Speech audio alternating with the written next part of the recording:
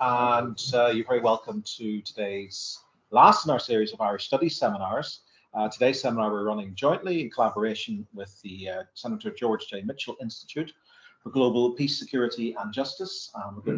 It's great to have people from the Institute with us today as well. So our guest speaker for this final seminar is Dr. Huw Bennett.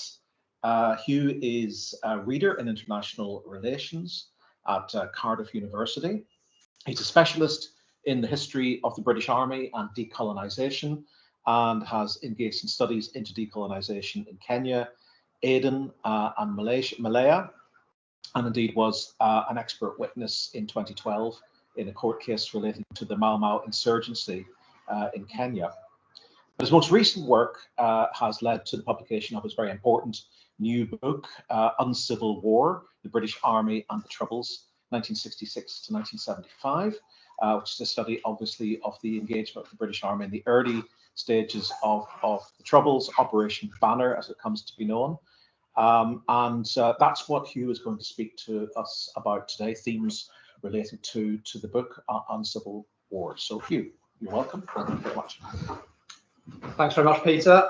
Wonderful to be with you here today. I'm so pleased to see such a full room in the last session of a seminar series. I wish our seminar series in Cardiff were so well attended in the last session too. Oh no, I've said that on a recording.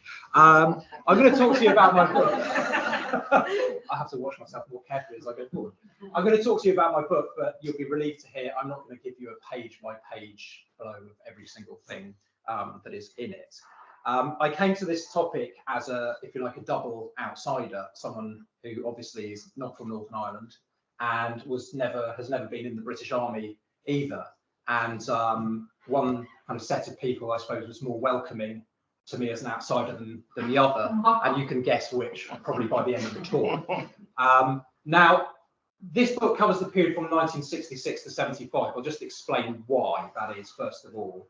Because in 1966, the British Army as an institution started to pay attention to what was going on here. For long periods of time, the British Army had been pretty disinterested in Ireland and Northern Ireland, tended to view it as a kind of quite dull, boring or relaxing backwater where officers would be posted before retirement for hunting and shooting and fishing and a nice, enjoyable lifestyle. So in 1966, eyes in the Ministry of Defence were placed onto Northern Ireland in quite an alarmed sense. There was a warning, an intelligence warning from Special Branch here going through the channels through MI5 to London, that there was a new IRA campaign coming. In the end, it was a false alarm, nothing much happened. There had been some plans for a campaign, but it didn't transpire. So that's where I start off, because this is the point where the army started to pay attention, and it really didn't stop paying attention. Until, well, here we are today. It's probably still paying attention in limited places in the MOD. 1975, when I originally came up with the idea for this book, one of the peer reviewers, who I later learned was a retired general in the army, wanted the book to go up until 1998 to prove what a successful campaign the British Army had waged and how they had won. So I was never entirely convinced by that. It's not a very practical thing to do if you do a very archive-heavy study either. But I ended in 1975 because it became clear in the archive record that by the end of that year, the Ministry of Defence as an organisation, and also other parts of the British state, had become very pessimistic about what was happening here and about the future prospects for Northern Ireland.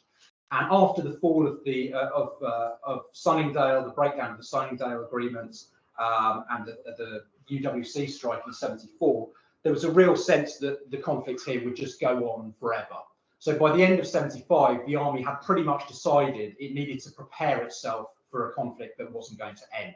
Right. So of course, lots of important things did happen after 1975, but the fundamental mindset and way of operating by the army was established by that point, and it didn't really change significantly for some years. So that explains the time frame.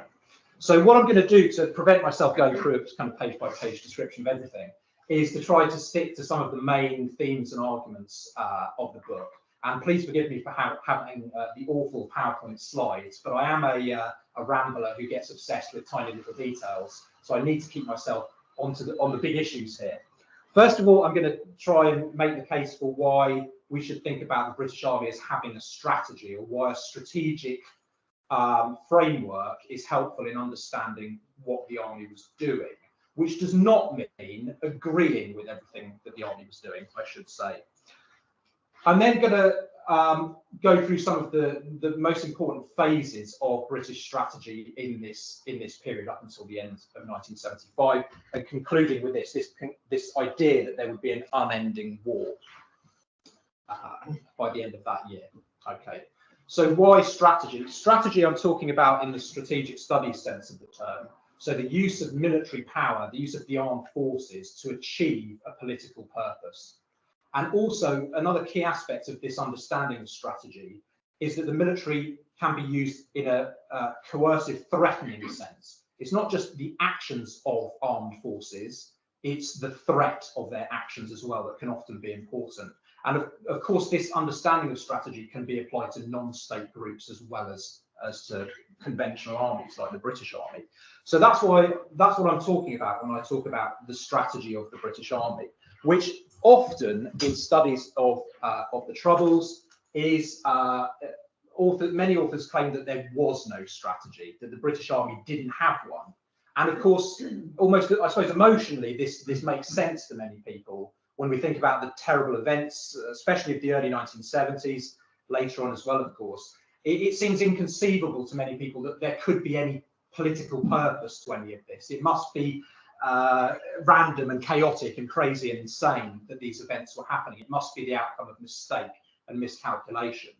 So often strategy is completely written off. So one major way in which strategy is approached in existing studies is that it was simply that it was absent. And even senior figures in the British military, such as General David Richards, who ended up serving as Chief of the Defence Staff, who should know better, claimed there was never any strategy in Northern Ireland, but not until he wrote a campaign plan in 1993, and then everything went right after that point. It's not totally convincing, is it? The second way of looking at strategy in the conflict, which is very, very influential, as you'll know, in scholarly studies and in popular understandings and popular culture, is the idea that the British Army arrived here in 1969 with colonial baggage and brought ideas and practices from those decolonisation wars in Kenya and Malaya and Cyprus and Aden and elsewhere, and then just did those colonial things to people living here, right? Now, of course, this is an extremely attractive way of thinking about strategy in Northern Ireland, because in many dramatic senses, it does make sense and it is true.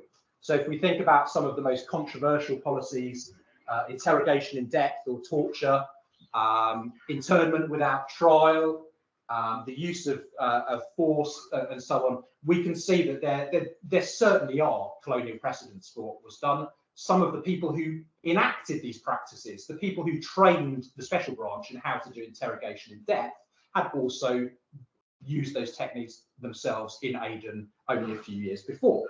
So this colonial way of looking at British strategy makes sense. Of course, the more you study the colonial wars, the more you realise that many things that were done in the colonies were not done here. Okay, so it explains some things, but not others. There was no use of strategic bombers, as there was in Kenya.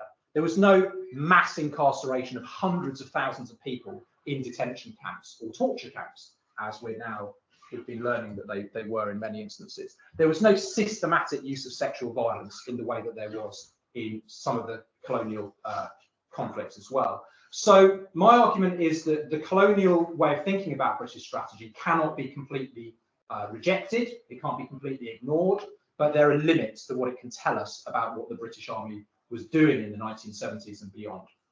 And then the third way that strategy is often talked about, of course, which is, again, fundamentally attractive and logical, is the idea that there was a war here, and it was a two-party war between the British state and the IRA. And that interaction tells you everything you need to know about what was going on. Anybody else who was involved was a proxy of one side or the other, or they were insignificant.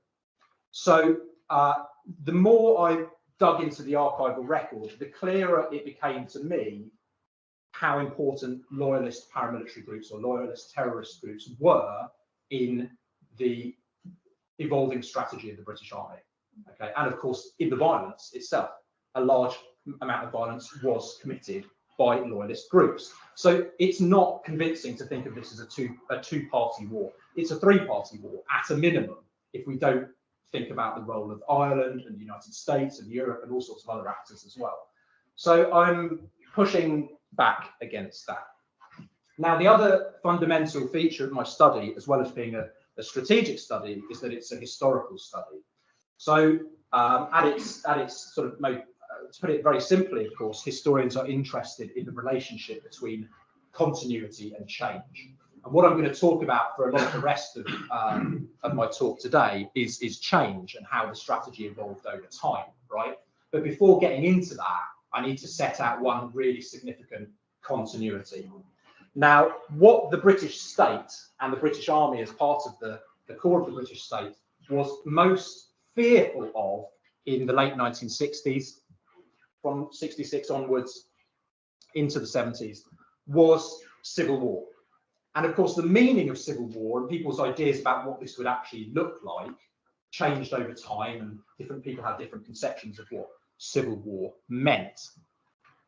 One particular set of documents from 1968 are really helpful for seeing how the Ministry of Defence and the Home Office, who put this analysis together between them, how they viewed this idea of civil war as a, if you like, a worst case scenario.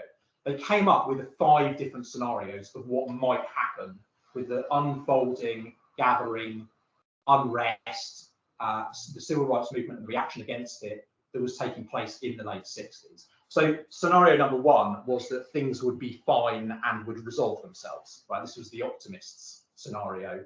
The police would be able to handle any kind of minor outbreaks of trouble. There would be no real need for the London government to get involved. They'd just keep an eye on things, but wouldn't really get involved, and everything would sort itself out naturally. And each of the scenarios became more sort of pessimistic.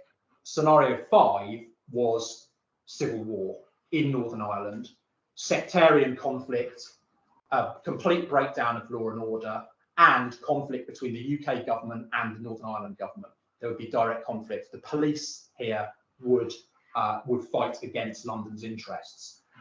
Crucially, this worst case scenario did not only envisage trouble in Northern Ireland. Of course, for any London government, Northern Ireland, as with Wales, is quite low down on the list of priorities. So what was most alarming to politicians in London and senior civil servants and military was the idea that this civil war in scenario 5 would spread. It would spread into Ireland, into the south, and affect lots of areas in the south, and it would spread over to the British mainland, and especially into places like Birmingham and London and Manchester and Glasgow with diaspora Irish communities, and that there would be sectarian conflict in those major British cities, which would be very difficult for the UK police forces to control. So this was this kind of worst case thinking in the minds of senior strategists from 68 onwards. And you can see these ideas kind of popping up again and again and again in the discussions in the policy meetings over the following years. And if we think about it, for those in charge of security matters and defence and the military, this was quite a natural way to think about the world. For senior soldiers, their main concern in life was thinking about World War III. It was not Northern Ireland. It wasn't wars in the colonies or any peacekeeping anywhere else. It was about World War III and limiting conflict and preventing this catastrophe or apocalyptic warfare from breaking out. So it seems to me that there's a sort of a translation of that way of thinking over into the Northern Ireland context as well. And this is something that I try to do throughout the book, is to show how for the British military and the senior decision makers in the UK government, Northern Ireland was always put in that global context. And I'll come back to that, the Cold War context, and of course in the context of UK politics. Okay, so that was an element of continuity throughout the period that I'm looking at, this fear that things would get could get dramatically worse and spiral out of control. And sometimes that led the government to decide to use more repression because they thought it was preemptive, which we'll come on to. So by contrast, a major period of discontinuity, a limited period, which had disastrous consequences that we'll talk about much more, I argue lasted from around June 1971. So people often claim that there was a major shift in British government policy towards Northern Ireland, a major kind of escalation towards repression with the introduction of internment and the use of interrogation, death or torture in August 1971. My argument is that that decision was made several months earlier, and you can see the stepping up in military activity earlier than August. And that this lasted not until Bloody Sunday, but until March 1972. And you can see in the official discussions around this time that there was, my argument was that there was a deliberate strategy of trying to crush nationalist and Republican dissent using force before there would be any kind of major political accommodation or reforms brought into place, such as abolishing Stormont or systematically reforming Stormont. So in this period, directed by Prime Minister Heath, the British Army were pursuing a strategy of victory. They did actually think they could win a war in that period of time, okay, which has been kind of written out in many of the Army's own accounts of what was going on. They've argued that they were always peacekeepers, they were always impartial, they never took sides. In this period, they took sides very clearly. Okay. So, formative days. Now, I'm going to come back to Prime Minister Heath and the implications of his decisions in a few moments. But it's very tempting, it can be very tempting, maybe at this particular political moment as well, with an election looming, to blame everything that went wrong on the Conservative Party and the Conservative government. But we mustn't fall into these seductive traps, because a number of decisions were made by the Labour government before Edward Heath came into power in 1970 that had very serious consequences.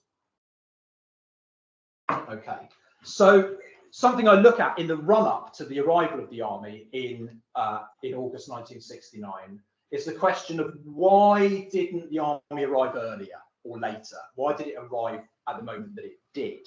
And there was a very intense debate going on within government, in the cabinet, in cabinet committees, in the different ministries and so on.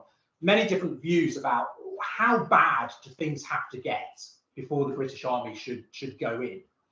The Labour government Dennis Healey, the Defence Secretary, was absolutely adamant that the army must not be allowed to be deployed in Northern Ireland until he personally authorised it, that it must remain a political decision, right? The Chief of the Defence Staff, Lord Elworthy, who had a law degree, pointed out to Healey that in fact it wasn't up to him, that under the Constitution, the civil power, which would mean the Northern Ireland government or the Northern Ireland Police, the RUC, had the ability to call the army onto the streets if they were unable to uphold law and order without London's approval. So there was a bit of a constitutional wrangle over when this decision was going to come into play. In the end, the army did only arrive after ministers permitted them to do so. But the decision the deliberate decision was that the army would only be sent in once the RUC had been seen to completely fail to uphold law and order, right? Now, of course, that did happen, but what that meant was that the credibility of the police force was very severely damaged, right? And a number of people were killed, hundreds of people were driven out of their homes, there was intense violence in August 1969 before the army arrived. So one of the consequences of that decision not to put the army in earlier was that things got worse. Now, this is a counterfactual argument. What would have happened if the army had come in earlier? Would everything have been rosy and wonderful? Maybe not, right? But it's worth thinking about that debate at least. Once the army did arrive, there was a lot of effort put into this kind of activity, trying to repair trust and reassure people, basically, that there could be a return to normality and that people were safe. You know, people were there are barricades going up in the streets all over the place, hundreds and hundreds of barricades, because people thought they were going to be attacked again. So it's a very logical reaction to intercommunal violence, is to try and protect your community.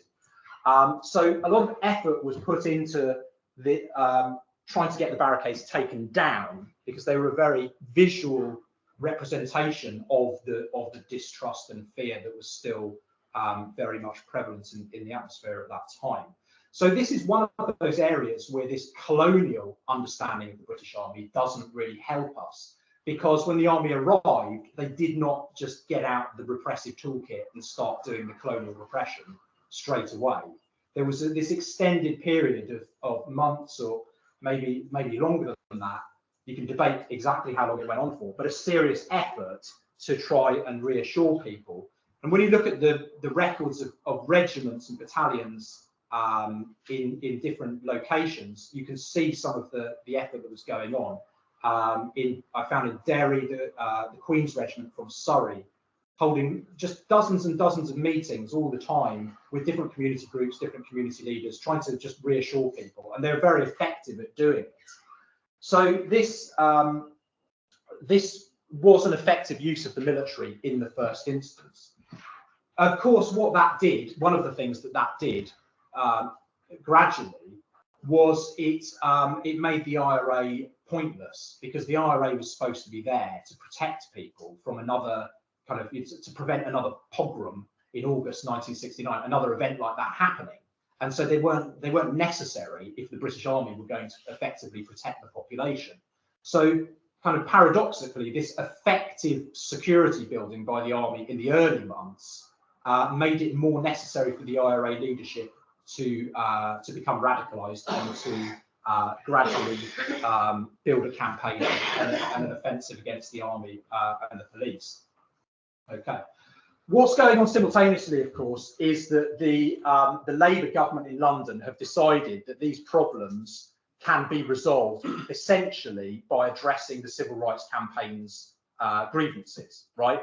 And that's what they do, is they get the Stormont government to agree to a set of principles, and gradually these reforms do come in. Right? One of the surprising things I should just mention that I found in the archives was, one of the main claims of the civil rights movement was that there should be reform to local government elections, right? That the gerrymandering local elections should be abolished. The Stormont government offered that in the summer of '69, several months before the army arrived. And they said, we'll give you this, London, if you send the troops in now. And the Labour Party government said no. So that was probably quite an unfortunate decision. Okay, so this was going on and seemed to be effective, but of course it was not popular amongst sections of the Unionist and the Loyalist communities, and very significant to bear in mind that the first major outbreak of violence, very intense violence in Northern Ireland against the British Army was in October 1969, and it was on the Shankill, and it was organised, and there was quite a significant use of automatic weapons and very disciplined firing from groups against the Parachute Regiment. And this was noted, right? This was definitely noted in HQ Northern Ireland, and this was definitely noted in London by the Ministry of Defence, that the Loyalist community were dangerous, right? And that they would not stand for everything that London was trying to impose upon them. So we'll come back to that.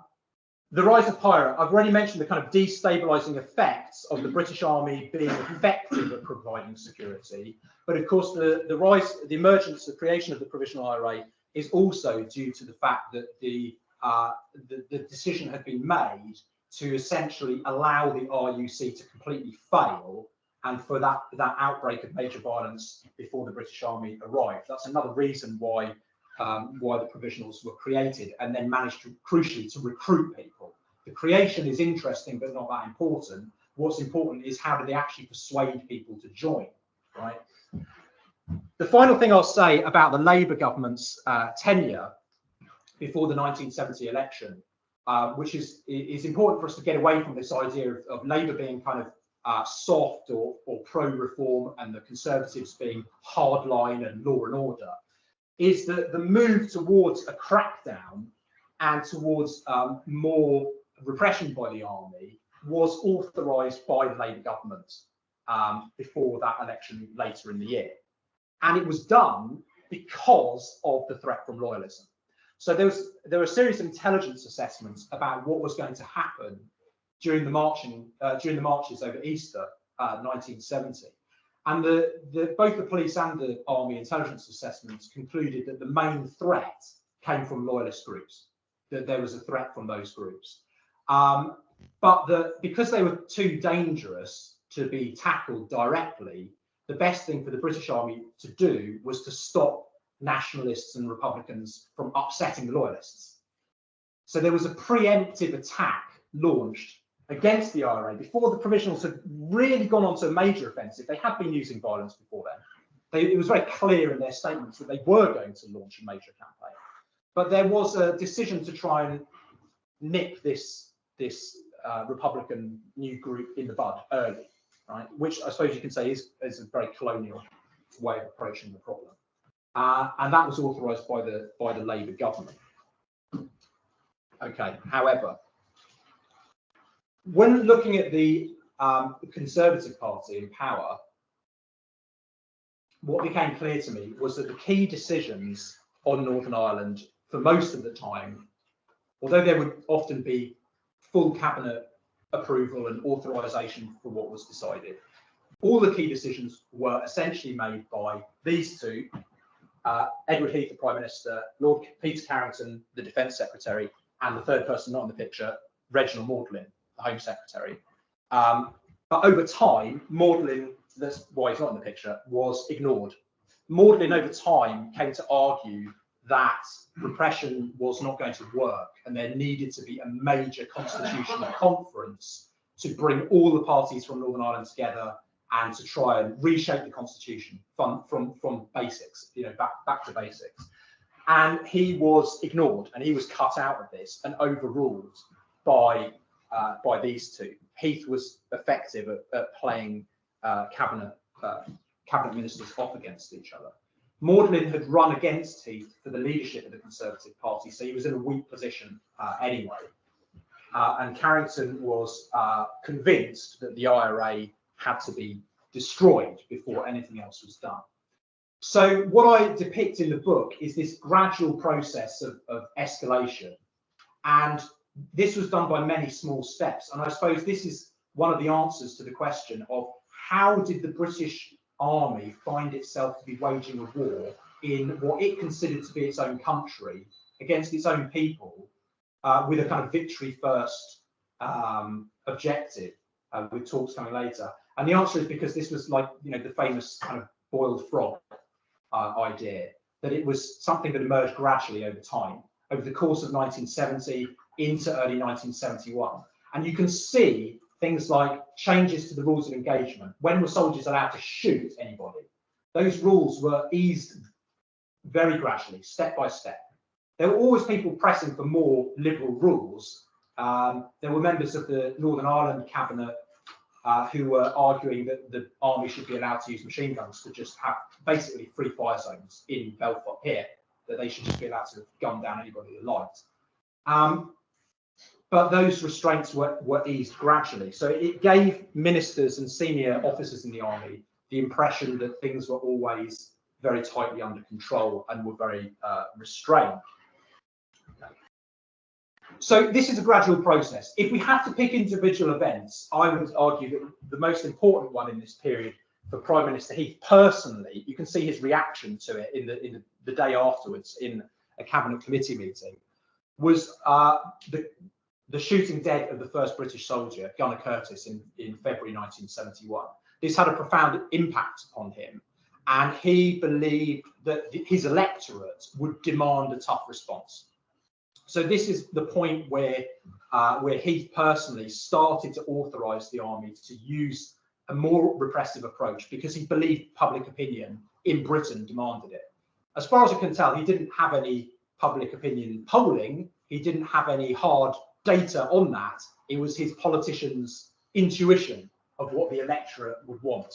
This politician who was not known for his great grasp of public opinion, but that's what he believed people would want. So you can see in the weeks and months following that shooting in February 1971 that he starts to use phrases like this, that we are now in a shooting war with the IRA. There's another meeting where he and senior military advisors are discussing the consequences of what this would mean in Northern Ireland. What would it mean if the army was allowed to be more aggressive on the streets? And he's told directly by the army, it is going to mean that innocent people get killed. And his answer is, that is a cost we will just have to bear. So this is not done unwittingly. This is not done without any awareness of what the costs are going to be. It's done with full knowledge and full professional advice. So we can see this escalation before internment. I won't talk much about internment now, apart from to say that, of course, the military advice, the intelligence advice was that it wasn't necessary. There was an arrest operation that had been in place for a few weeks before internment came in, which was already producing results as far as the military were concerned. So their advice was that internment would be politically counterproductive, but they were overruled by the civilian ministers who wanted faster results, essentially. So what I then go on to do in this part of the book afterwards is to explain how this came about. Why did this approach of trying to achieve military victory in Northern Ireland, why did it last for as long as it lasted, right? Because immediately internment was introduced, it was clear to everyone that it was a disaster, right? This was reported on widely in the press. The violence went through the roof. It was evidently unsuccessful from the point of view of, is this approach reducing the violence and bringing about a solution to the conflict? No, it was not successful. And this was the advice coming from many different quarters to the cabinet. So you have to ask the question then, well, why did they persist with it from August 1971 until March 1972? Why did this go on for so long when the violence was just getting worse and worse all the time? And unfortunately for those like me when I started the project, who like nice kind of simple Labour versus Conservative binaries, part of the answer is that the Conservative government was supported in this endeavour by Labour in opposition. So if you read the public statements, here's a surprise for you. Politicians are two-faced. Not a big shocker, right? So, but if you read the public statements of Harold Wilson, the leader of the Labour opposition at this time, he was making the case for a political resolution to the conflict, for eventually probably a united Ireland. You know, he's making all these kind of progressive statements about what would be necessary, but that is not what he was saying behind the scenes. So when you look at the shadow cabinet records, and when you look at the personal papers of Harold Wilson, and when you look at the records of HQ Northern Ireland, who were visited by Harold Wilson, what he was telling them was, if I was the Prime Minister, I'd be doing exactly what Edward Heath is doing now, carry on. Just keep going, because we all know that you've got to destroy the IRA first before anything else can happen. So whatever I say in public, don't pay any attention, just you carry on with what you're doing, because it's unfortunate, it's horrible, but it has to be done, so do it, right? So, of course, this is not surprising.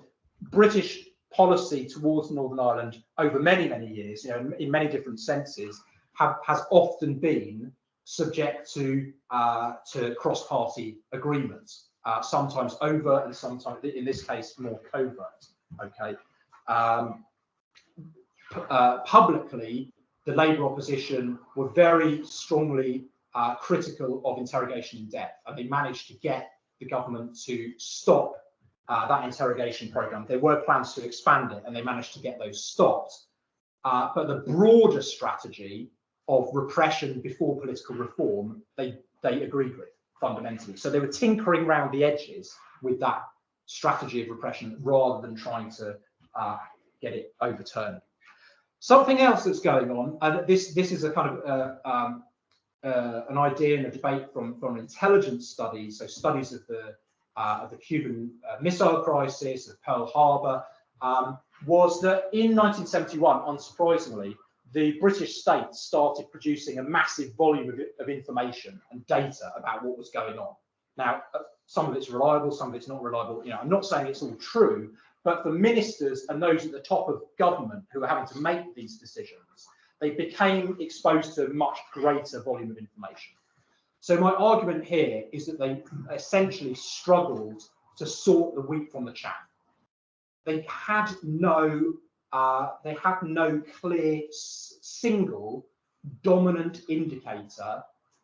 So dominant indicator is a single metric of success or failure, right? So think Vietnam War. I got this idea from scholars of the Vietnam War. The body count, right, in the Vietnam War, is the body count going up or is it going down? That is the metric for the decision maker of what they're going to do next. Are they going to change course or carry on with what they're doing, right? The UK government did not have a clear metric of what success or failure would look like according to all this vast array of information that was coming in, quantitative and qualitative, from many different sources. Okay, so that's I think another reason why they didn't change course earlier. But they did consider changing course repeatedly, right?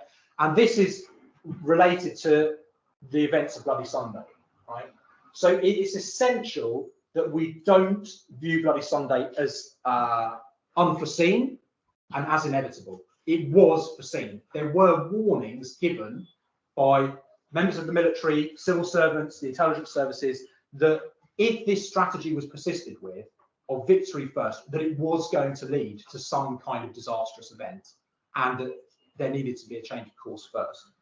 What we can, the cabinet records, the cabinet committee meeting records on this are quite illuminating. What's more illuminating that I found was that the Ministry of Defence, anyone in academia will understand this reference, they had a committee to preempt the committee, right? So before, they wanted to make sure that at the cabinet committee, they got what they wanted. So they had a pre-meeting to kind of try and fix it, basically. And the minutes of those pre-meeting meetings are very revealing, because there you get senior generals and Peter Carrington and others saying very openly what they really thought. Whereas cabinet records in Kew are very often massaged. You can't quite tell who said exactly what. It was mentioned in discussion that blah blah blah, right? These minutes are precise, and they show that on three or four occasions, Carrington was directly asked by his senior military advisors, can we change track? We need to stop with this approach of victory first, because it's not working.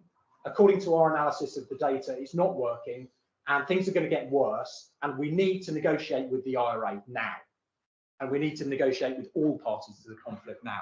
And he personally blocked those requests. So these kinds of seismic events were not inevitable. There were people who were making decisions about whether the strategy that led to that event were going to happen or not. Now, of course, there was no order, as far as we're aware. I'm not saying there was an order for anyone to commit the murders on Bloody Sunday. I'm certainly not saying that. But there was a deliberate intention to crush the protest on that day in Derry.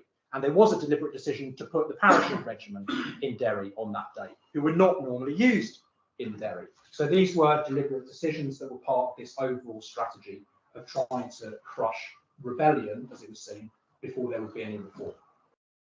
Okay. What I do after discussing Bloody Sunday in the book, I don't try to kind of redo the whole of the public inquiry, which is very, very reliable on the events on the day. Where I disagree with the inquiry's conclusions is that Lord Savile explicitly stated that in the run-up to Bloody Sunday, the British government were doing everything possible to reach a peaceful resolution of the conflict. And my argument is that they were not. They explicitly were not, and there's evidence for it, which he did not consider. He should not have come to that conclusion without looking at the policy-making evidence, and he didn't look at it. So it's a faulty conclusion, in my view.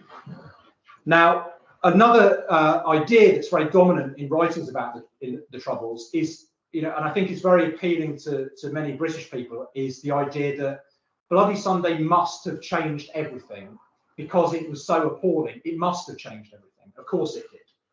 And that doesn't explain the, I've forgotten how long it was now. I think it was 11 weeks between Bloody Sunday happening and the government fundamentally changing course and suspending Stormont and introducing direct rule. Right? There was a delay, and there was a delay because there were other things going on that were more important for the British government. Accession to the European Community, the EEC, now the EU. Those negotiations had to be concluded. The parliamentary vote on it had to be settled before the government would risk doing anything on Northern Ireland. There was movement from the Irish government as well. An offer of greater security cooperation from the Irish government was very important in persuading Heath to change course. And critically, the Labour Party shifted their position. So Harold Wilson went from saying, we back this approach of victory first. He switched and he told Heath personally that something now had to give. And he acted as an intermediary with both the provisional and the official IRA, going to meet them in Dublin and reporting back covertly to Heath on their offers of negotiation. So both wings of the IRA said, if the British government changes course, if they suspend Stormont, if they change their strategy fundamentally, we will cease fire and we will enter negotiations with them. Okay, and that message was conveyed via Wilson. The other message that was also conveyed at the same time via Wilson, that they also said, was if London carries on with this campaign, then we will now begin to start to attack England. So the thing that the civil servants and the senior military and the government ministers had feared for years, this idea of the conflict spreading, it was now being directly threatened, the direct coercion from the IRA.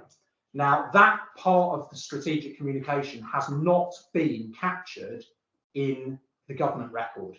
That is captured in the private papers of Wilson, which have been missed by previous scholars. Unsurprisingly, Heath never mentioned in his memoirs or in Before the Bloody Sunday Inquiry or anywhere else, he never mentioned that he was threatened and coerced into changing course by the IRA, because politicians don't like to admit when they've been put in that kind of position.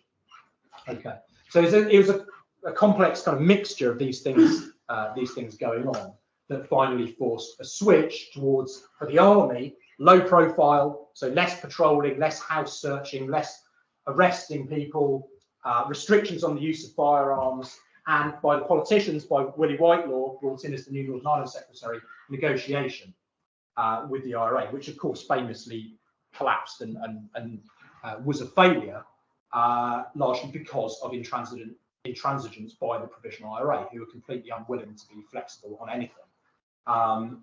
So while this was going on, both sides, and there's quite a lot in the book about tactical adaptation and methods of the army and of the IRA, both sides used this period to strengthen their position and to recoup and recover from what had been going on until that point.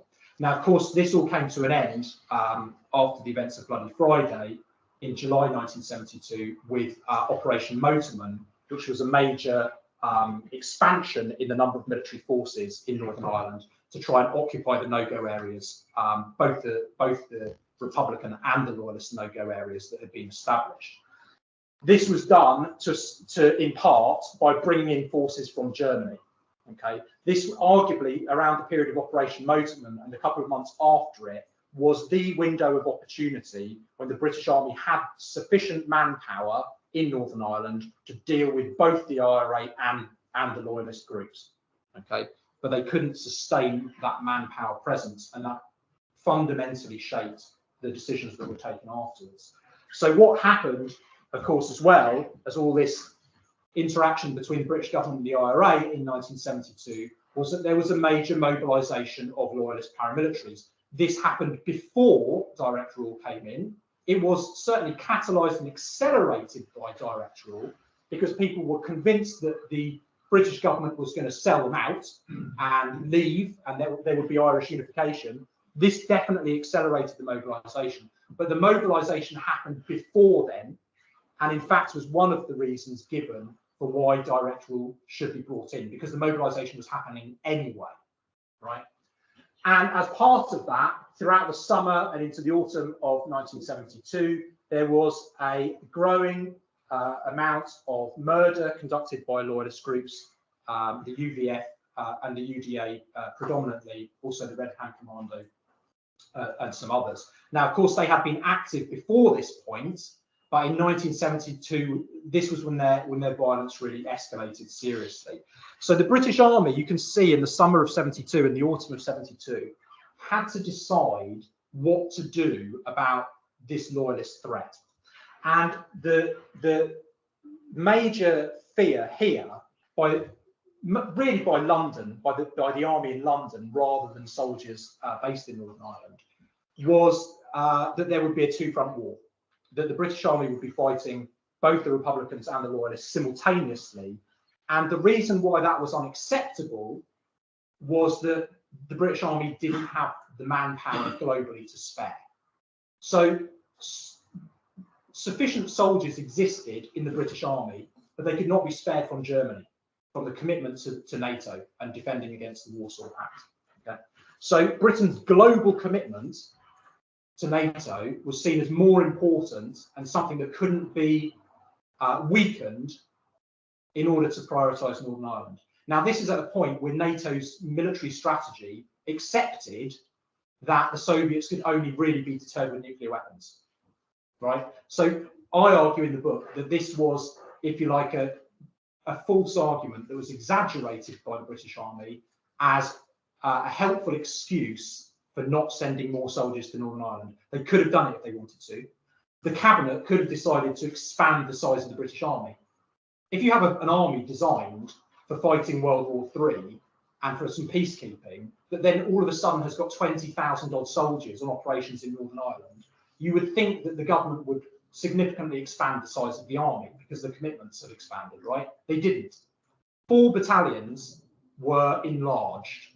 That's all. So we're talking about 2,000, maybe 2,000 extra soldiers for the army in this period.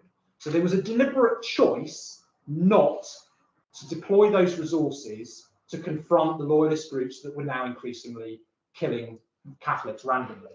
Okay, there were a number of occasions where the army came close to head-on battle, as they had in the Shankill in October '69 against the loyalist groups, and they just about avoided it in the summer.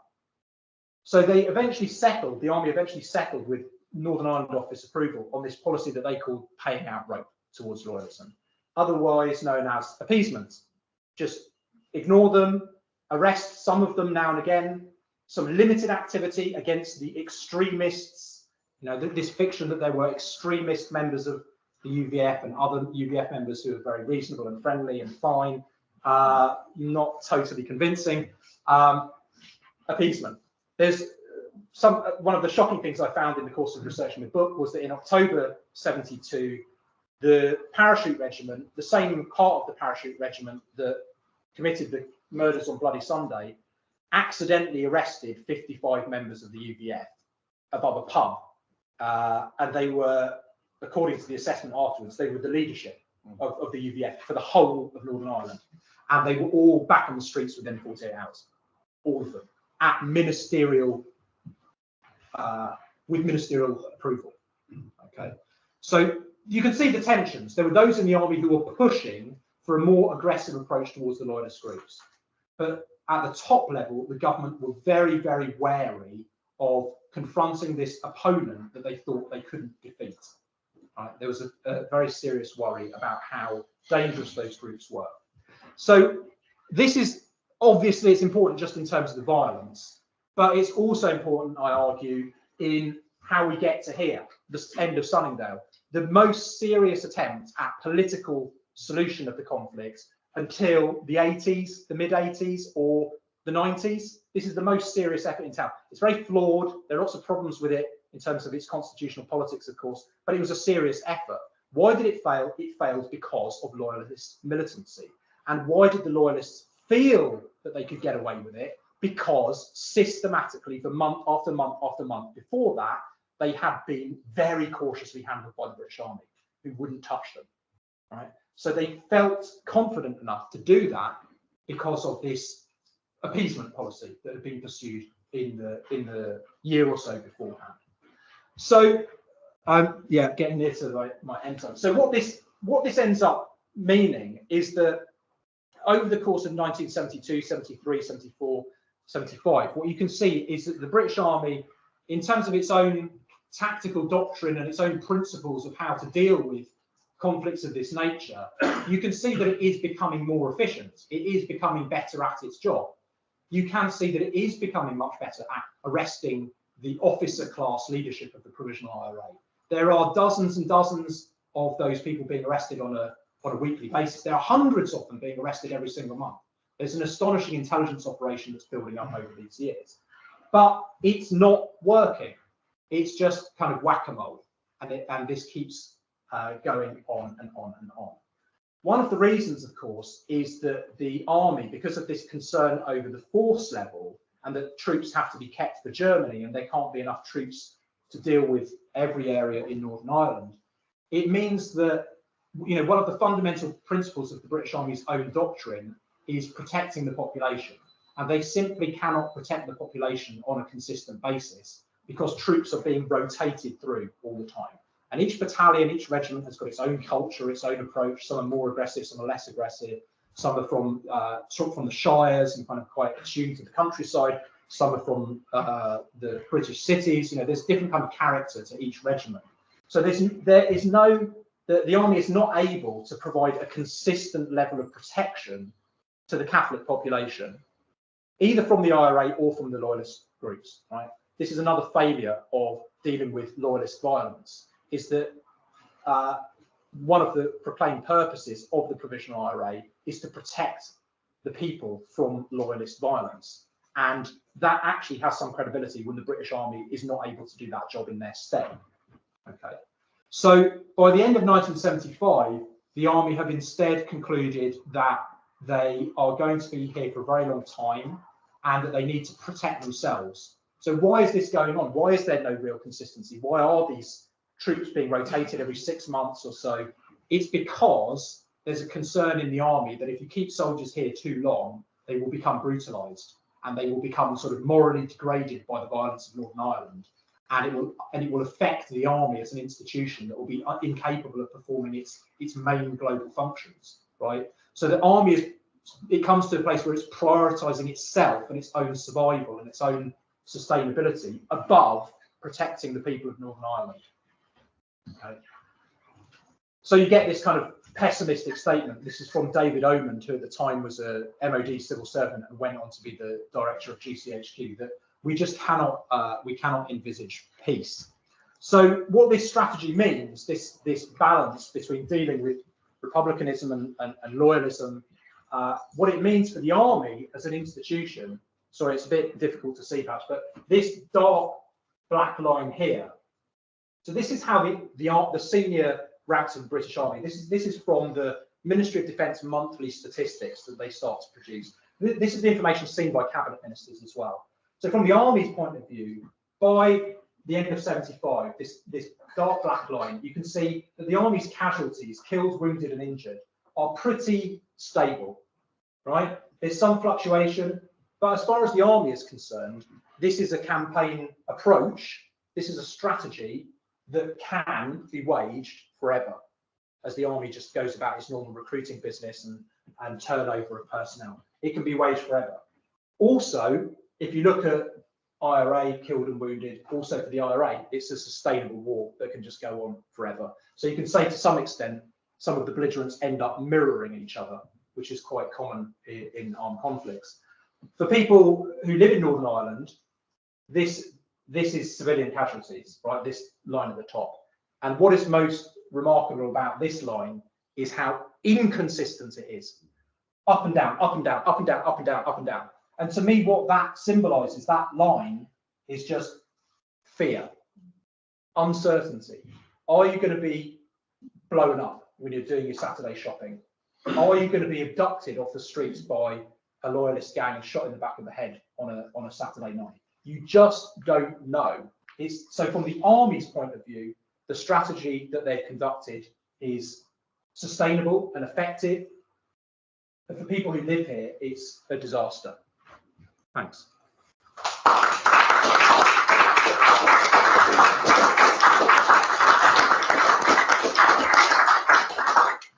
Huw, thank you so much for that. There's a lot to discuss there, I'm sure. We have an audience online, audience in the room. If you're online and would like to ask a question, raise your hand digitally or type a comment or question into the text box.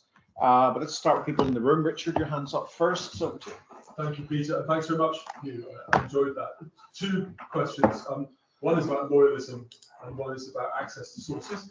On the loyalism, I mean, from your talk today and from your book, it seems to me that although on the face of it, it's a not trivial argument to say we don't want to be fighting two fronts at once, and particularly we don't want to be fighting people who are from the majority community. Yeah. It's a non-trivial argument. Yeah. On the other hand, you suggest to you that there was an alternative and that they could have had some successes. In the book, you cite examples where they do move against loyalists without the huge effervescence of violence.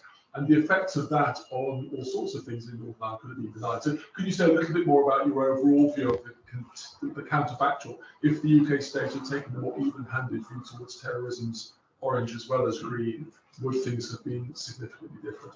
The second thing is you hinted at the start of your comments about responses to your research. I mean, I have to say, when I read your book, the British Army didn't have as much to fear from you as an interlocutor as they might have done from some people. I mean, it's, they don't come out of it cleanly, but nobody does in Northern Ireland. But they do come out of it in terms of you reporting the benign as well as the malign. But from the bit at the end of your book, when you say a bit about the journey of getting sources, people might want to hear a little bit about that in terms of the journey that there was and the obstacles and your reflections having produced it now. Thank you.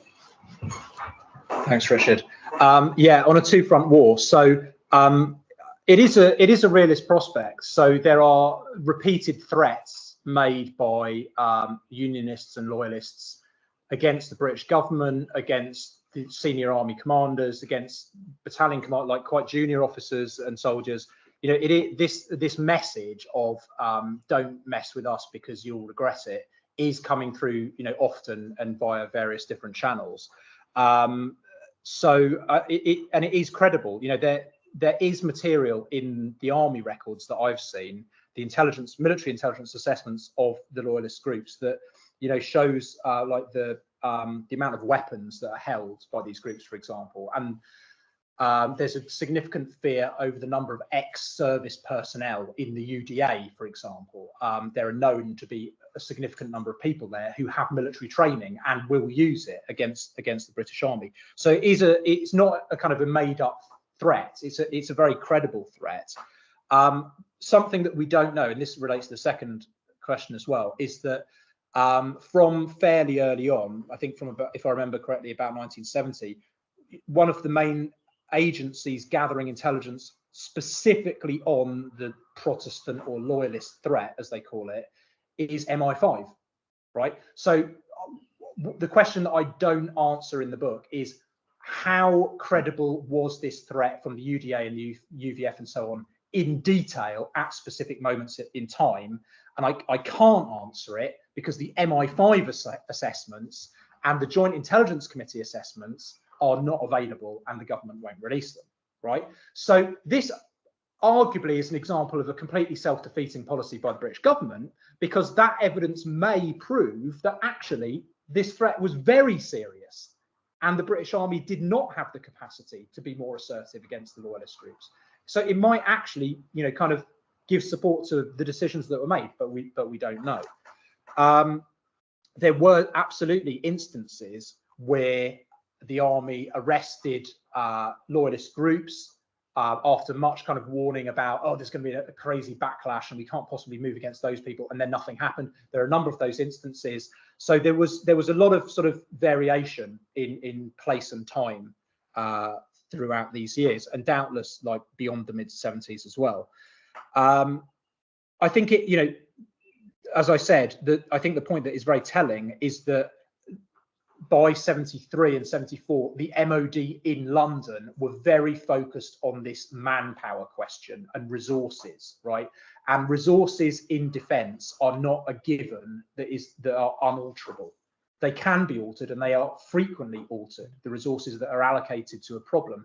So they made a choice not to essentially extend the motorman deployment so that more could be done against the loyalists. That was a deliberate choice, right?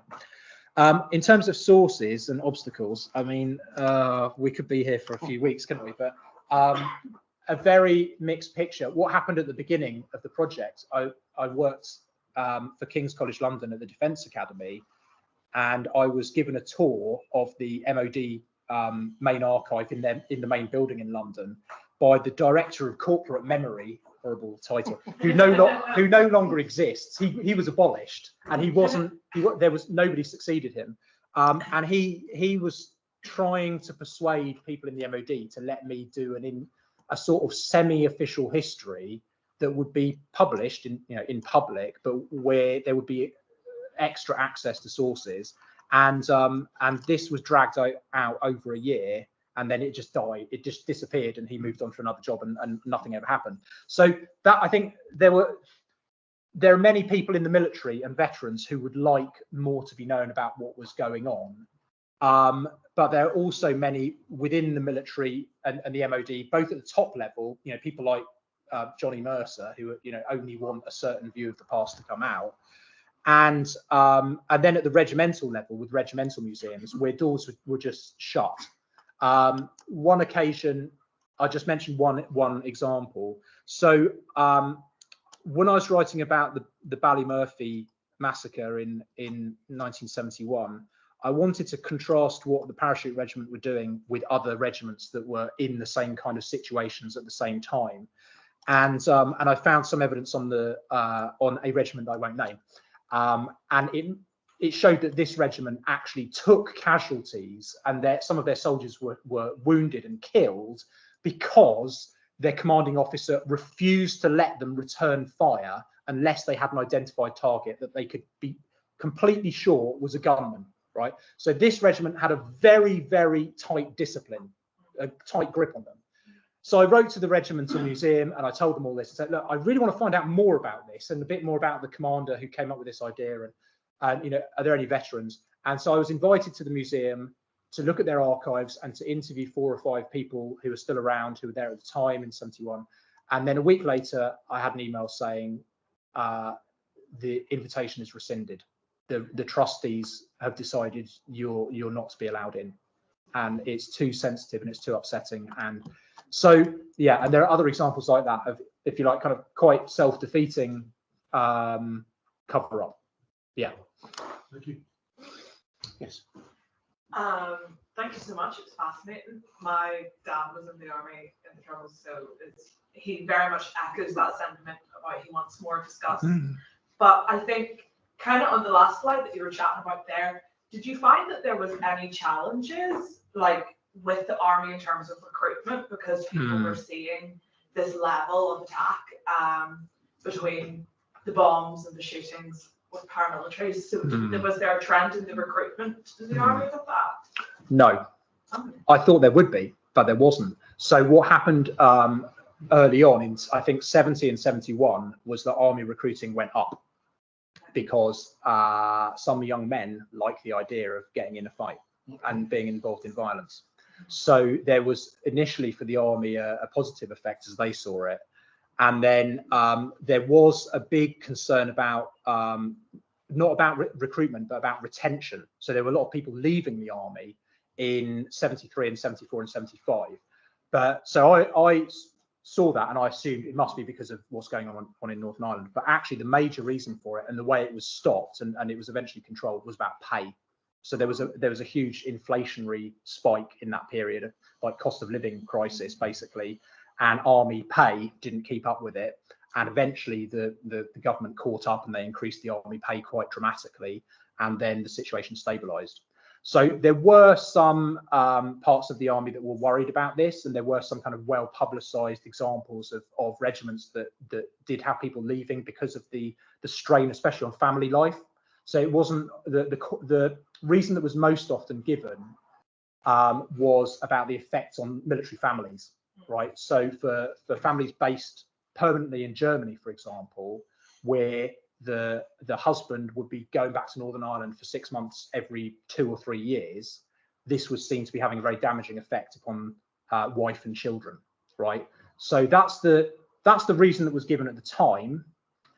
Of course, you have to read that through the kind of construction of masculinity in the 70s, that perhaps soldiers would be more willing to blame the wife for wanting them to get out of that situation, rather than to admit themselves that they don't really like being shot at. Right? That's quite maybe, from an army point of view, that's a bit of an unmanly thing to say. So I wonder, that's something that's difficult to. Yeah. You'd need oral history would be a better way of getting at that, rather than archive based, which this mainly is. Yeah. Margaret? Thanks so much for an amazing paper. The book is fascinating, and the paper was fascinating. There's so many things one could focus on, but what you said about Harold Wilson, I thought was particularly intriguing. I wonder if you could. So when he was saying one thing publicly, what he was saying privately was completely different.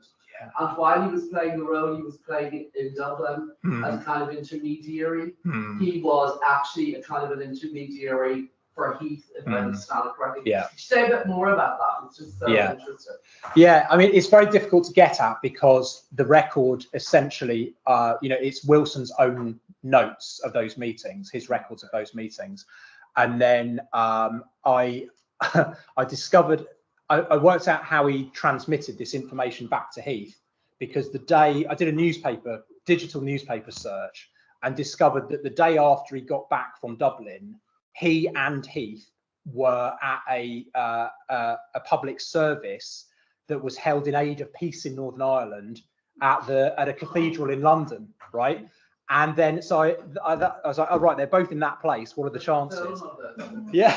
and then I found that there were records that after the service, they both went back to the Cardinal's private residence, and the two of them had an off the record discussion. So there's no record of what they talked about in that meeting, but there is a record of Wilson going to Dublin beforehand, and then the day after Heath changes his position and so on. So it seems, very. So you've only got Wilson's account of it, and Wilson's very good at presenting his own, his own behaviour in the best possible light. But something that's affecting Wilson at this time, of course, is that he's very conscious of his vulnerability to being outflanked by Callaghan. Right. So in '69, Callaghan had opportunistically taken advantage of the events in August and September to come to Northern Ireland and to be the great peacemaker and to kind of resurrect his political career. And he's got this famous account of his role in Northern Ireland that presents him as the genius who foresaw what all the solutions had to be. So Wilson was very wary about being outmaneuvered by Callaghan, and you can see his shifting position is kind of tracking with what Callaghan is saying in the shadow cabinet meetings. Like he wants to stay one step ahead of where Callaghan is, so that he can't be damaged within the party from that flank. Yeah, but what you really want are private papers of Heath on his take on the meetings with Wilson, but there aren't any. What there are the private papers of Carrington, but they're still closed in Cambridge. They wouldn't open them to me. Just a couple of points. Thank you. I enjoyed it very much. The sort of chronology, looking from outside the army, looks at obviously that strikes you about 1975 is at the beginning of 1976, primacy of the police comes in, and the army role is kind of to some extent reduced. Yeah. So that may kind of have an effect on how the army, whether the army were no longer lead players, and that may have contributed to their pessimism about the future. Their role had been diminished. The other thing that struck me from a political point of view is that a long-standing explanation of Heath and internment is that the pressure really came from Faulkner. Faulkner demanded internment, and Faulkner threatened to resign unless he got it. Yeah. And Heath felt that he couldn't afford for there to be yet another. They'd already been through a couple of prime ministers. He couldn't afford another one to go. Yeah. And the British government didn't want to have to take over the government of Northern Ireland at that point. Yes. And that seemed to be the alternative to giving in to Faulkner politically on internment. Yes, that's absolutely right. The other conclusion that I came to on internment was that the calculation by Heath personally and the ministers around him was that internment, the advice from the military and intelligence was that internment was going to be counterproductive in the short term and there'd be huge controversy, but he believed that it would be beneficial in the long term. So if somebody was going to take the blame for it politically, it had better be Faulkner rather than Heath, right? So a lot of the early scholarship that came out on internment before the archives were opened have kind of served Heath's purpose in saying that this was all Faulkner's doing and Heath had no desire to do it, and he was backed into a corner. And look, it was this huge intelligence failure because the RUC didn't have up-to-date arrest lists. They arrested all these innocent people, and it's just a big catastrophe done by Northern Irish people, and these poor British ministers could never have seen it coming. They did see it coming politically, but also what I discovered was that the army, the brigade commanders, so Frank Kitts and McClellan in Derry, they vetted the arrest lists before the special branch submitted the final draft, right? So this idea at the tactical implementation level, the British army and the British state had no idea that all these innocent people would be arrested. They knew that they would because they saw the lists and they had some of the names taken off and other people put on. They changed the composition of the list, right? So the public presentation of internment was sort of managed as a PR exercise from the moment it was implemented. Yeah. Oh, sorry. On police primacy, absolutely. I mean, that was another reason why I stopped at that point, because there's definitely a change in security policy with police primacy coming in. My reading of that is that, this is not just a kind of rational policy discussion about what will be the most effective and the best thing in sort of abstract terms. It's also the personal conclusion of the Northern Ireland office ministers and senior officials who are dismayed by what had happened with the UWC strike in '74, right? Their reading of that situation was that the strike could have been crushed, but it wasn't because the army wouldn't let it be crushed, and that therefore things had got to such a terrible pass because the army had been too powerful in the composition of security policy. So, my reading of that decision to bring in police primacy, it's a power grab by the Northern Ireland office, who are trying deliberately to weaken the hand of the MOD in Whitehall overall. And that, that's not entirely successful, but that's their intention. Look, any questions online? Yeah, we have one from Paul Mason. If you'd like to unmute. Fascinating presentation. I'm sorry if you this, but mentioned early on in the presentation that there was a decision made to stymie the nascent IRA rather than take on the loyalist paramilitaries developing in the late 60s. I'm wondering if that was primarily a government policy decision, a military strategy, some combination. And it must have been based on some data that had been developed at that stage, which was quite early in the Troubles. Thank you. Yeah, thanks very much. So yeah, that decision was taken, as far as I can tell on the evidence that's available at the moment, in March 1970, and it was a joint decision by the UK government with the advice of the army and the RUC in Northern Ireland. So there was a deliberation of this over a number of days, but in the Joint Security Committee and elsewhere, about the question of what to do about the march. So one of the options was to just stop any marching from going on at all, just to try and ban everything. And the expectation was that if that was done, then people would march anyway, and the police and the army wouldn't be able to control it, and it would just make things much worse. So it was better to allow the marches to go on, but to try and stop the IRA from using violence against the marches. Thank you. Question at the back.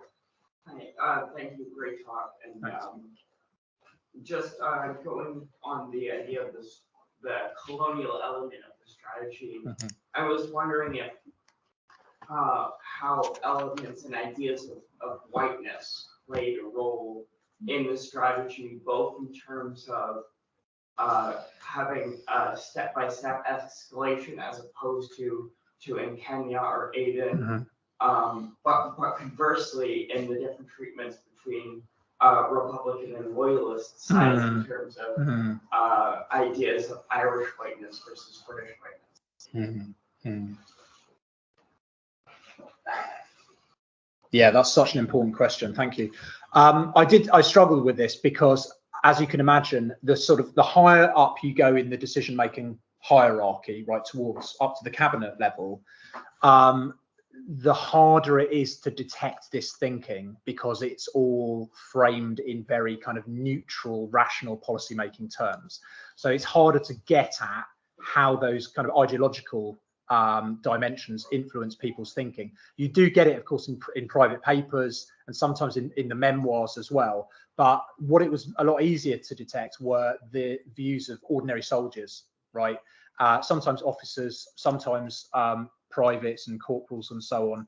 And there's just a really significant mix of different views. So there are soldiers who believe that the British Army should be in Northern Ireland because Northern Ireland is part of Britain, and that these are British people who deserve to be protected the same as people in Guildford or London or anywhere else, right? And who don't have any problem whatsoever with being involved in that activity. Then there are others who are like openly racist, right, and are using racist language and talking about Irish people in the same way that they talked about people in Kenya in the 1950s, right, in very derogatory racist terms. So you've got those sort of extremes, and then you've got a whole range of views in between in various different places. I thought one of the most interesting aspects about the army's thinking on its colonial heritage or its colonial baggage was the way in which in the years before 1969 the army thought that it had dropped that baggage and moved on into a different period of its history, right? So what I did was I looked at the teaching materials, what the army was teaching itself at its staff college, the Army Staff College, in the late 1960s, and also in their literature, in like their professional military journals and elsewhere, as well as all histories and memoirs. And you can see this debate going on about, are those ways of thinking about violence in the colonies going to be relevant in the future, right? And there's quite a clear turn at the Staff College, for example, in thinking that things that were done in Aden could never be done again in the future, because colonial warfare is just not acceptable anymore. The UN won't allow it, the media won't allow it, public opinion won't allow it, Amnesty International won't allow it. So the army needs to get on top of changing expectations in society and needs to, change its behavior consequently. So I think that intellectually that made the army complacent about what it was doing in Northern Ireland, right? It made it very difficult for officers to see that what they were doing, and soldiers, that what they were doing could be perceived by the people on the receiving end as colonial repression. When they were told, as they often were, that they would, they're the oppressors and they should, fuck off. They couldn't accept it. They struggled to accept it because they'd convinced themselves that they'd kind of decolonized in that way, and that they weren't colonial anymore because they'd consciously decided not to be. Do you see what I mean? Yeah. So it's in the same way that in the military intelligence reports and the operational analysis of these arrest operations, month by month by month, you can see hundreds of IRA officers being arrested, right? And you just think, well, how did this keep going on, right? And the obvious reason that it kept going on was because the IRA kept recruiting more people, right? Why did they manage to recruit people? This was not a question that the army asked until the mid-70s. Very rarely, there's only 2 or 3 instances I came upon where army intelligence officers or planners are saying, hang on a minute, there's something wrong here because we keep decapitating this organization, and then a week later all of those posts have been filled again. Why? They didn't ask it, because if they'd asked the question, the answer would have been because the strategy you're pursuing is counterproductive. It's a self-licking lollipop that will just go on forever. You're the reason, one of the reasons that it's going to keep going on forever. So there's a sort of a blindness to it. Yes, thank you very much for that talk. Very interesting. I actually lived through most of this, obviously, so all of the fact. Do you think he actually underplayed the role of the Northern Ireland government, the Unionist government, which existed up until March 1972? But you might know, obviously, the fact that the Liberal Conservatives were at 1-9. But rather, the standing mandate, the internment seemed to be, from my memory, something that's really actively pushed by the Unionist government and Brian Proctor. And it had succeeded before very well. So there was every indication. The problem was, of course, that the provisional IRA members, a lot of them weren't actually known. Despite the answer to the RNC. And then alongside that, to when you referenced, it was only taken against one side, the Nationalist Republican side. Which seems odd if you consider that if the Stormont government failed in March 72 and loyalist violence increased dramatically after that, why it wasn't used against the loyalists. And the other point I would like to make is, I mean, you referenced the fact that the British Army were based in Germany and there was a resource problem. That seems odd to think that they couldn't have spared enough soldiers to intern both Republicans and loyalists, and therefore lessen the balance. Because to take on the last point here, obviously from the IRA point of view, they didn't have any problem getting recruits because they said, listen, this is all one-sided. If you cause violence on the Republican side, you'll be interned, shot, or whatever, but not so much on the loyalist side. And it seems strange that the British didn't actually act on that. They were actually in the right route. Thank you. So that's such a fantastic question. That I really should have mentioned what I'm going to say now in the talk, because I'm so glad that you asked that. So the logic was, the strategic logic that the UK government subscribed to and that the British Army subscribed to as well, was that there was a cause and effects relationship between Republican violence and loyalist violence and the British state, right? The idea was that loyalist violence was only ever reactionary to things that Republicans were doing, right? So if you got rid of the Republican threat, the loyalist threat would just automatically disappear because they weren't being provoked anymore, right? Now, there was plenty of evidence at the time that this logic was faulty, because there were periods where Republican violence, as measured by the Army's own statistics, where Republican violence went down and loyalist violence went up. So they could have known that it wasn't working, because this wasn't just a one-off. This happened a number of times, right? But that was the belief, that the loyalist violence would go down automatically if Republicans were crushed first.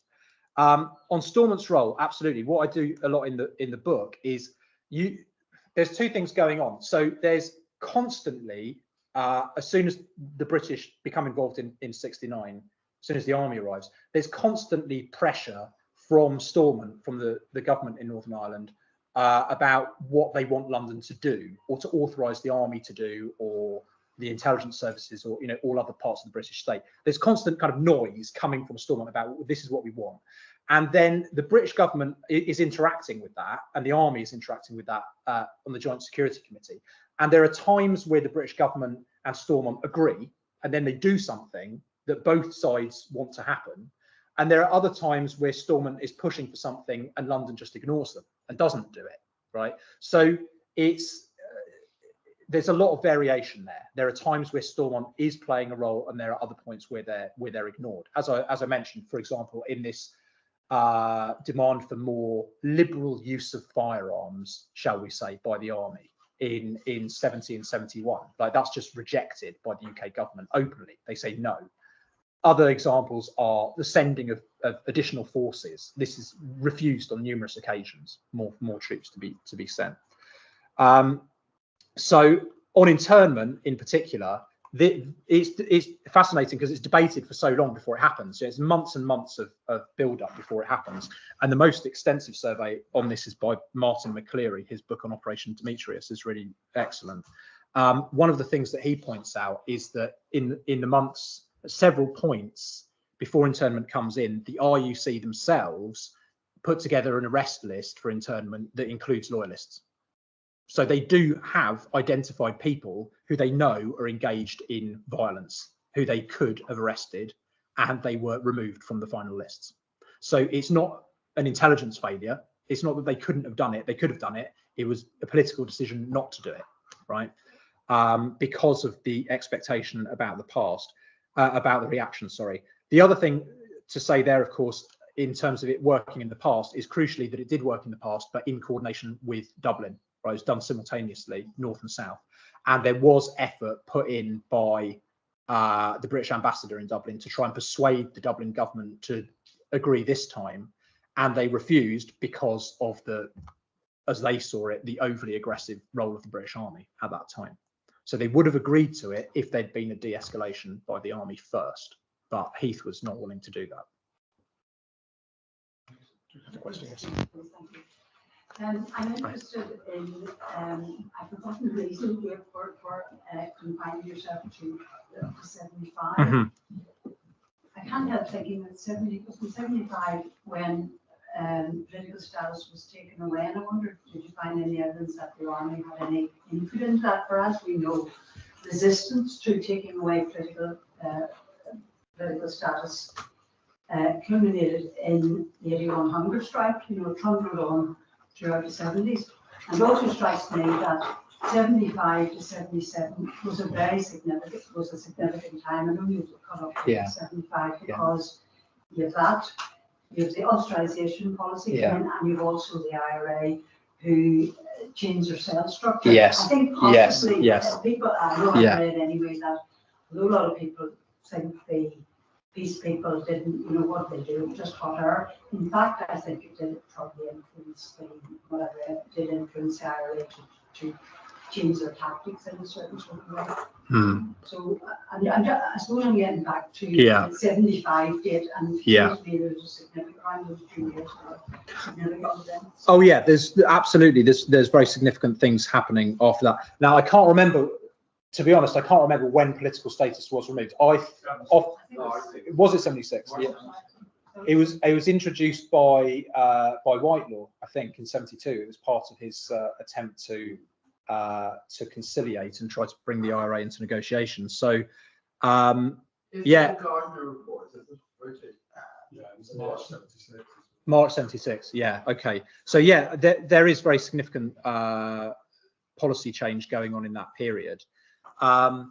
I mean, to be honest, there were two considerations for me in stopping in 75. One set of reasons were the intellectual reasons, as in police primacy comes in afterwards. By the end of 75, the MOD have decided the war's going to go on forever, and they need to build the army to sustain that effort.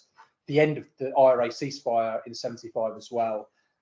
So there's all these intellectual reasons. The other set of reasons were practical reasons. The amount of archive evidence that I had to go through just to get up to that point was quite large.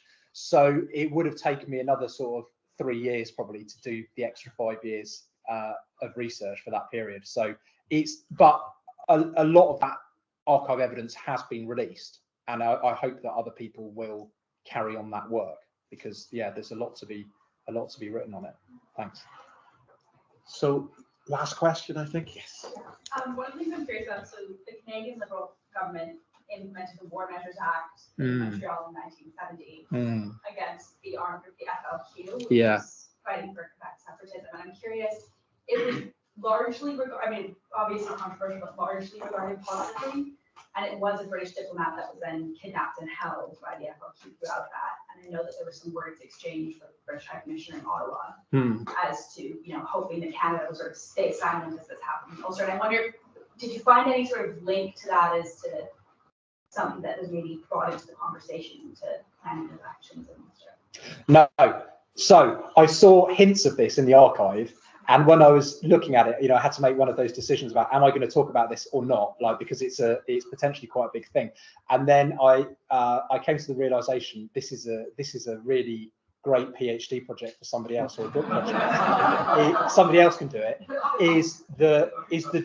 It's really influenced by what's going on in decolonization history and transnational history. Is this idea of the diffusion of ideas or knowledge sharing around violence, and by violence workers, if you like that terminology. So, of course, while the British Army is very active in this period and beyond, There's a large network of defence attaches in London, for example. It would be very surprising to me if some of those defence attaches didn't go for a little visit to see what was going on, to have a little weekend in Belfast and get briefings and updates and so on, because that's the kind of thing that defence attaches always do, right? And besides defence attaches, then there's the intelligence community, then there's policing officials, then there are security academics and terrorism experts. So there's likely a global circulation of ideas around what was going on then, as much as there has been the kind of global circulation of how to do a peace process, sell the Northern Ireland model to other countries, you know, who are in post-conflict transition and might want to, you know, learn lessons from it. So it's a fantastic project for somebody else to do that would involve loads of probably exciting research to foreign archives as well. But yeah.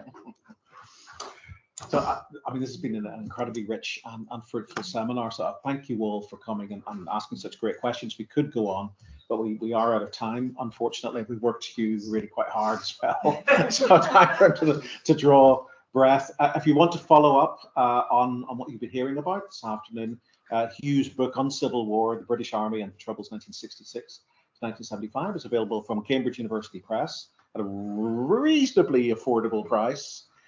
In hardback or available in good libraries otherwise. So I do recommend that very strongly to people. So we might just perhaps finish by thanking Huw for coming and sharing this research with us.